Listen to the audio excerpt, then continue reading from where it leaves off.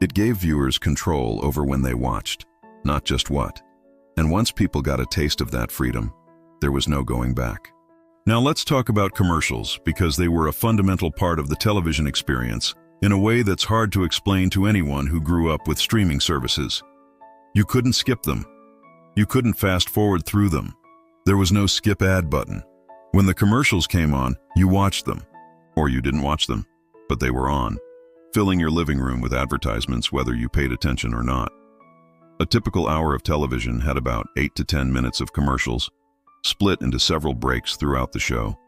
A 30-minute sitcom was really about 22 minutes of content. An hour-long drama was about 42 minutes of actual show. And here's the thing. We knew the commercials. We memorized them. We quoted them.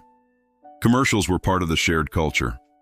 Ask anyone who grew up in the 1970s or 80s to recite a commercial jingle, and they'll immediately launch into, "I wish I were an Oscar Mayer wiener," or "Give me a break, give me a break, break me off a piece of that Kit Kat bar." We can still remember the Coca-Cola commercial from 1971 where people from around the world sang, "I'd like to buy the world a Coke." We remember the Mean Joe Green Coca-Cola commercial from 1979. We remember "Where's the Beef?" from Wendy's in 1984.